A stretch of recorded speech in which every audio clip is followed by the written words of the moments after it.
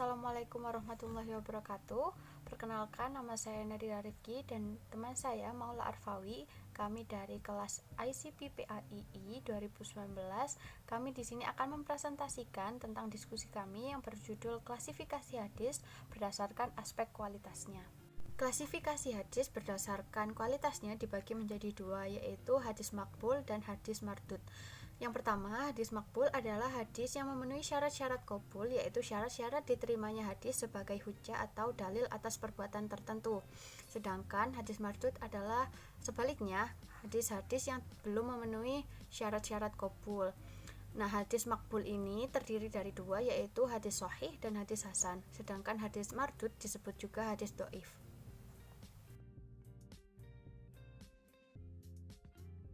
Yang pertama, mengenai hadis sahih, melalui pendekatan bahasa, sahih berarti yang sehat, yang selamat, yang sempurna, yang benar, dan yang sah.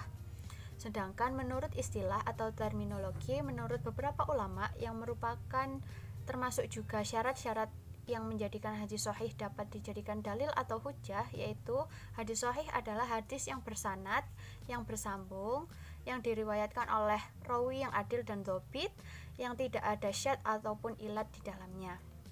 Selanjutnya yaitu pemaparan tentang syarat-syarat diterimanya hadis sahih sebagai dalil, yaitu yang pertama, sanadnya harus bersambung. Artinya sanad bersambung di sini perawi penerima hadis menerima hadis secara langsung dari perawi di atasnya. Dari awal hingga akhir, sanad tersebut harus bersambung hingga Rasulullah SAW. Lalu selanjutnya yang kedua yaitu perawinya bersifat adil. Adil di sini memenuhi kriteria sebagai berikut, yaitu yang pertama muslim, 2 balik, 3 berakal, 4 taat beragama, 5 terhindar dari sifat fasik, dan yang keenam terjaga muru'ah atau akhlak terpujinya. Syarat yang ketiga yaitu perawinya bersifat dhobit. Dhobit ini berarti perawi tersebut dapat teliti dan memahami apa yang didengar dan yang diterima sejak awal dia menerima hadis tersebut hingga dia meriwayatkan hadis tersebut tanpa adanya perubahan apapun. Dan yang kedua, arti dhobit itu perawi mampu untuk menjaga hadis tersebut dari kekeliruan dengan menulisnya tanpa ada pengurangan, penambahan, ataupun perubahan apapun. Lalu syarat yang keempat, hadis tidak syadz atau tidak syudzud. Arti dari tidak syadz atau tidak syudzud ini tidak berententangan dengan hadis riwayat lainnya yang berasal dari rawi yang lebih thiqat. Lebih thiqat di sini berarti rawi lebih adil dan lebih dhobit dari perawi hadis yang sebelumnya. Lalu syarat yang kelima yaitu hadis tidak ilat. Ilat di sini berarti sesuatu yang samar-samar atau yang tersembunyi yang dapat melemahkan hadis tersebut. Jadi yang pertama, hadis sahih lidzatihi ini adalah hadis sahih yang sahih dengan sendirinya, yaitu yang dengan sendirinya sudah memenuhi kelima syarat tersebut tanpa keterangan atau bantuan apapun. Dan yang kedua yaitu hadis sahih li ghairihi, yaitu hadis sahih yang membutuhkan suatu keterangan lain atau sanad lainnya yang lebih kuat yang dapat menguatkan hadis tersebut menjadi hadis sahih. Hadis sahih li ghairihi ini awalnya dikategorikan sebagai hadis hasan li dzatihi karena ditemukan kelemahan pada kedhobitan perawinya.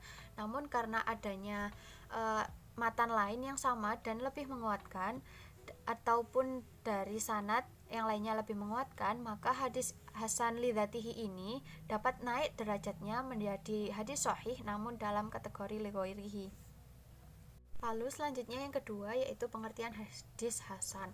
Hadis hasan menurut yang dipaparkan oleh Ibnu Hajar As-Saqalani adalah hadis yang dinukilkan dari orang yang adil, yang kurang kuat ingatannya, yang mutasil sanadnya, yang tidak cacat dan tidak ganjil. Adapun hadis hasan memiliki beberapa syarat, yaitu yang pertama sanadnya yang bersambung, yang kedua perawinya adil, dan yang ketiga perawinya dhobit, yang keempat tidak syadz, dan yang kelima tidak ilat, di mana persyaratan hadis hasan dan hadis sahih adalah sama, namun dalam kedhobitan perawinya rawi hadis hasan tidak memenuhi kedhobitan rawi hadis sahih.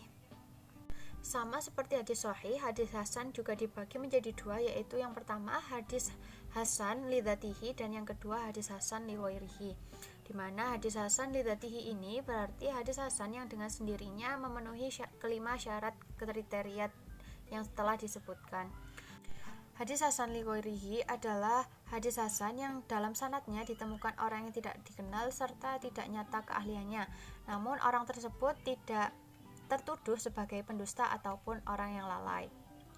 Lalu selanjutnya, berdasarkan dua klasifikasi hadis yang berdasarkan kualitasnya yang telah disebutkan sebelumnya, muncullah hadis hasan sahih, di mana hadis hasan sahih ini dikemukakan oleh Imam At-Tirmidzi dengan penjelasan yang pertama, syaratnya adalah hadis tersebut memiliki dua jalan sanad, yaitu yang pertama dinilai sebagai jalan sanad yang sahih dan yang jalan yang kedua dapat dinilai sebagai jalan sanad yang hasan. Sehingga berdasarkan dua jalan tadi, hadis tersebut dikategorikan sebagai hadis hasan sahih. Lalu selanjutnya yaitu mengenai kitab-kitab yang berisi tentang hadis hasan, yaitu yang pertama Sunan Abu Daud, karya dari Abu Daud. Yang kedua yaitu Sunan Ad-Daruqutni yang merupakan karya dari Ad-Daruqutni, dan yang ketiga yaitu Jami At-Tirmidzi atau Sunan At-Tirmidzi yang merupakan karya dari Imam At-Tirmidzi. Baik, masuk ke materi selanjutnya yakni hadis dhaif.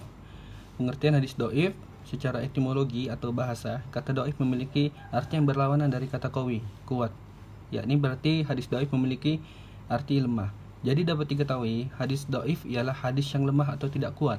Sedangkan dari segi istilah atau terminologinya, para ulama memberikan pengertian yang berbeda-beda yang pada dasarnya memiliki makna atau maksud yang sama.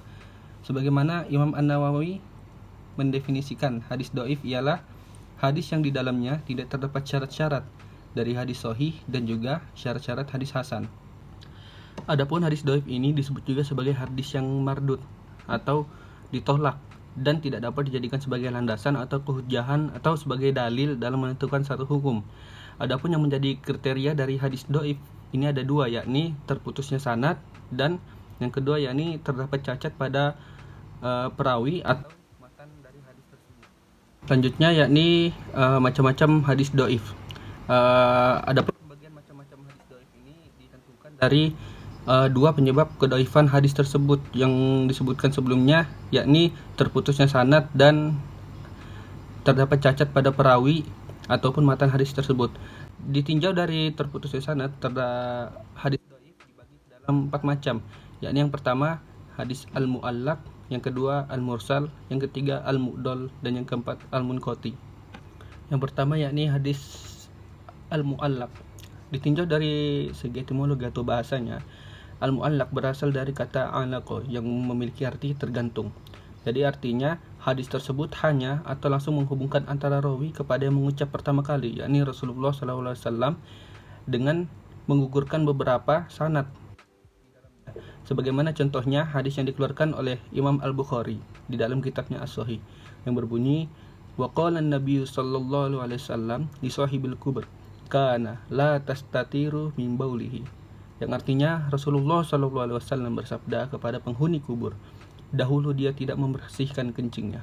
Dari contoh tersebut dapat kita ketahui mengapa hadis tersebut dikatakan sebagai hadis mu'allaq, karena dapat kita lihat di situ Imam Al-Bukhari sebagai perawi hadis tersebut langsung mengatakan Rasulullah SAW bersabda tanpa menyebutkan sanad-sanad yang terdapat sebelum Rasulullah SAW seperti tabi'in ataupun sahabat. Selanjutnya yakni adalah hadis mursal. Ditinjau dari secara etimologi atau bahasa, mursal sendiri merupakan bentuk jamak dari kata arsala yang mana memiliki arti yang sejalan dengan kata atlaqo yang memiliki arti bebas atau lepas. Adapun Imam Ibnu Hajar mendefinisikan hadis mursal ini sebagaimana dalam kitabnya yakni Nazdah Al-Nadzar. Beliau mengatakan bahwa hadis mursal ialah hadis yang terputus rawi akhir sanadnya yang tidak disebutkan setelah tabi'in. Sebagaimana menurut para ulama hadis, bentuk hadis ini adalah bila tabi'in meriwayatkan hadis dari Rasul tanpa atau tidak menyebutkan nama sahabat dalam rantai sanad hadis tersebut. Jadi dalam hadis mursal ini rantai sanad sahabat dihilangkan. Jadi langsung tabi'in langsung tersambung kepada Rasul sallallahu alaihi wasallam. Adapun contoh dalam hadis mursal ini yakni hadis berikut dari Imam Abdul Razak As-San'ani mengungkapkan sebuah riwayat di dalam kitab karangannya yang berjudul Al-Musannaf yang berbunyi an ibni Juraij an Atha anna Nabiy sallallahu alaihi wasallam idza sa'idal minbar aqbala biwajhihi 'alan nas faqala assalamu alaikum. Artinya dari Ibnu Juraij dari Atha bahwasannya Nabi sallallahu alaihi wasallam apabila naik ke mimbar beliau menghadapkan wajah beliau ke orang-orang lalu beliau mengucap assalamu alaikum. Pada contoh hadis tersebut disebutkan di situ Atha, yang dimaksud ialah Atha bin Abi Robah yang merupakan seorang tabi'in. Ia mendengarkan hadis dari sejumlah sahabat, tetapi riwayatnya dari Rasulullah SAW adalah mursal. Dikarenakan pada hadis tersebut dapat kita lihat di situ tidak disebut nama sahabat yang menjadi perantara antara ia dengan Rasulullah SAW, dan langsung disebutkan di situ Atha langsung tersambung kepada Rasulullah SAW. Baik, selanjutnya yakni adalah hadis al-mu'dol. Suatu hadis dikatakan sebagai mu'dol, yakni ketika dalam sanad hadis tersebut tidak disebutkan dua orang perawi atau lebih secara berurut. Artinya di dalam sanad tersebut disebutkan dua orang perawi atau lebih secara berurutan. Adapun yang termasuk ke dalam sini yakni ialah para rawi di atas guru penyusun kitab. Nah, jika sanad yang hilang yang termasuk di dalamnya adalah guru penyusun kitab serta guru dari guru penyusun kitab itu sendiri, maka hadis tersebut menjadi hadis mu'allaq. Sebagaimana contoh berikut hadis yang diriwayatkan oleh Ibnu Abi Syaibah di dalam kitab Al-Musannaf dan juga Ibu Abi Dunya di dalam kitab Zimmu Al-Malahi dari Qatadah. Ia berkata, "Zikra lana anna Nabiy sallallahu alaihi wasallam qala al-ka'batani min maisaril ajam." Artinya, disebutkan kepada kami bahwa Rasulullah SAW bersabda, kedua mata kaki adalah kemudahan bangsa Ajam atau non-Arab. Pada di sini, Qatadah yang dimaksud di sini adalah Qatadah Ad-Di'ama As-Sadusi yang mengambil riwayatnya bersumber dari seorang tabi'in besar. Di dalam salat ini, beliau telah menghilangkan dua orang rawi secara urut, yakni seorang tabi'in yang menjadi sumber dari riwayatnya serta sahabat. Di situ kita dapat melihat bahwa dari Qatadah langsung bersambung kepada Rasulullah SAW bersabda tanpa menyebutkan sanad sebelum Rasulullah SAW. Selanjutnya yakni adalah hadis al-munqati. Ditinjau dari secara etimologi atau bahasanya, al-munqati ini berasal dari kata inqata'a, yang mana memiliki arti yang berlawan dari kata ittisal yang bersambung, maka inqata'a memiliki arti yang terputus. Sedangkan ditinjau dari segi istilah atau terminologinya, hadis munqati diartikan sebagai hadis yang sanadnya terputus, yang terputusnya di tingkatan manapun atau berapapun. Adapun para ulama ahli hadis mendefinisikan hadis al-munqati ini sebagaimana pendapat Imam An-Nawawi mendefinisikan hadis al-munqati ini ialah hadis yang diriwayatkan oleh tabi'in yang disandarkan langsung kepada sahabat tanpa menyebutkan sanad tabi'in yang menjadi perantara antara mereka. Sebagaimana contohnya pada hadis yang diriwayatkan oleh Imam An-Nasa'i yang berbunyi an Musa bin Uqbah an Abdillah bin Ali an Hasan bin Ali qala allamani Rasulullah sallallahu alaihi wasallam ulail kalimati fil witr nukta fazakaru hadisa du'ail kunud. Artinya, Musa bin Uqbah dari Abdullah bin Ali dari Al-Hasan bin Ali, ia berkata, Rasulullah SAW mengajarkan kepadaku beberapa kalimat itu di dalam salat witir. Lalu menyebutkan hadis tentang doa kunut.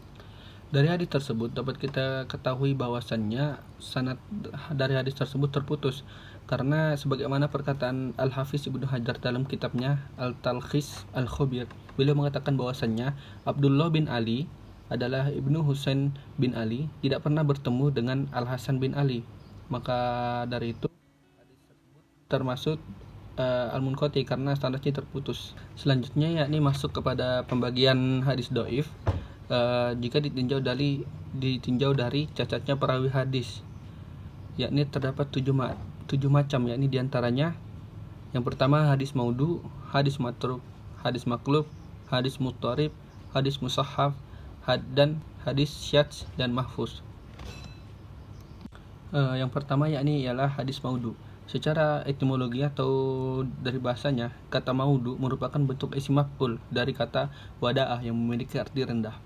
Adapun secara istilah yakni sesuatu kebohongan yang disandarkan kepada Rasulullah sallallahu alaihi wasallam. Adapun salah satu rawinya atau sebagian di antara rawinya dianggap dusta dalam meriwayatkan hadis tersebut. Maka dari itu, hadis ini dikatakan sebagai hadis dhaif yang tingkatannya sangat rendah. Sebagaimana contohnya hadis yang dikeluarkan oleh Al-Khilal di dalam Fadlail Syahr Rajab dari sanad sebagai berikut.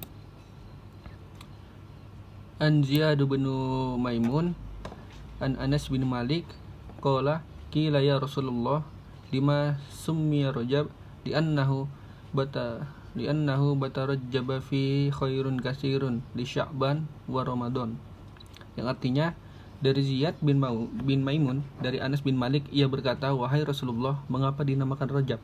Beliau menjawab, karena sebagai penghormatan pada bulan itu merupakan kebaikan yang banyak untuk bulan Sya'ban dan Ramadan. Mengapa hadis tersebut dikatakan sebagai hadis yang dikategorikan sebagai hadis yang maudhu? Karena terdapat rawi yang bernama Ziyad bin Maimun al-Faqihi, yang mana ia termasuk rawi yang dusta dan mengakui pemalsuannya, sebagaimana perkataan Abu Daud ketika ia mendatangi Ziyad bin Maimun al-Faqih ini. Kemudian ia berkata, astagfirullah, aku telah memalsukan hadis-hadis ini. Yang kedua yakni ialah hadis matruk. Ditinjau dari segi bahasa, kata matruk ini merupakan bentuk isim dari kata taroka. Adapun secara istilah diartikan sebagai hadis yang dalam sanadnya terdapat rawi yang tertuduh suka berdusta. Sebagaimana hadis yang diriwayatkan oleh Ibnu Abi Dunya di dalam Qadla al-Hawaij yang berbunyi, Juwaybir bin Sa'id al-Azdi anid Dahak an ibnu Abbas anin Nabi sallallahu alaihi wasallam, alaikum bistinai al-mi'rafi fa innahu yamna'u masari as-saw wa alaikum bisadaqatin sirri fa innaha tutafiyyu ghadaballahi azza wa jalla. Artinya, Juwaybir bin Sa'id al-Azdi dari Ad-Dahak dari Ibnu Abbas dari Rasulullah sallallahu alaihi wasallam, beliau bersabda, hendaklah kalian berbuat ma'ruf karena ia dapat menolak kematian yang buruk, dan hendaklah kamu bersedekah secara tersembunyi karena sedekah yang tersembunyi akan memadamkan murka Allah Subhanahu wa taala. Dari contoh hadis tersebut, mengapa digolongkan sebagai hadis yang matruk? Karena pada hadis tersebut terdapat seseorang rawi yang bernama Juwaybir bin Sa'id al-Azdi, yang mana menurut salah seorang ulama ahli hadis yakni Imam Ibnu Ma'in, yang mengatakan ia tidak ada apa-apanya, atau ungkapan tersebut diartikan ia tertuduh berdusta. Maka dari itu hadis tersebut digolongkan sebagai hadis yang matruk karena terdapat rawi yang tertuduh berdusta. Itu yakni ialah hadis maklub. Ditinjau dari segi bahasanya, maklub sendiri berasal dari merupakan isim maf'ul dari kata qalaba atau al-qalbu, yang artinya memindahkan atau menggantikan sesuatu. Sedangkan secara istilah atau terminologi, hadis maklub diartikan sebagai menggantikan satu lafaz hadis baik yang terdapat dalam sanad atau matan dengan lafaz lain dengan cara dibolak-balik dengan mendahulukan atau mengakhirkannya. Yang dimaksud dengan hadis maklub ini ialah hadis yang mana di dalamnya telah diubah-ubah baik dalam sanad ataupun matan dari hadis itu sendiri. Selanjutnya yakni ialah hadis muttarib. Ditinjau dari segi bahasa, muttarib merupakan isim maf'ul dari kata ittiraba yang memiliki arti rusak atau kacau susunannya. Susunan kata ittirab sendiri diambil dari kata ittiraba al-mauju yang memiliki arti gerakan ombak yang saling bertabrakan. Ditinjau dari segi istilah atau terminologinya, hadis muttarib ini ialah hadis yang diriwayatkan dengan redaksi yang berbeda-beda, tetapi kekuatan hadis-hadis tersebut sama antara hadis yang satu dengan yang lainnya. Adapun muttarib ini dapat terjadi pada matan ataupun sanad dari hadis itu sendiri.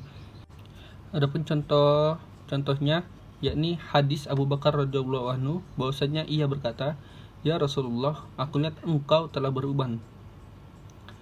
Rasulullah SAW kemudian menjawab, "Hud dan saudara-saudaranya yang telah menyebabkan aku beruban." Hadis riwayat At-Tirmizi. Mengapa hadis di atas digolongkan sebagai hadis yang mutharib? Sebagaimana menurut Ad-Darqutni, hadis di atas adalah hadis yang mutharib dikarenakan hadis ini hanya diriwayatkan pada jalur Abu Ishaq dan terdapat perbedaan sekitar 10 pendapat mengenai status hadis ini. Ada yang meriwayatkannya secara mursal, ada pula secara muttasil, serta ada juga yang memasukkannya ke dalam Musnad Abu Bakar, Musnad Sa'ad, hingga Musnad Aisyah dan lainnya. Sementara itu, keseluruh perawi tersebut pun sikot, terpercaya, sehingga tidak mungkin dilakukan tarjih atau memilih dalil yang terkuat antara satu dengan yang lainnya.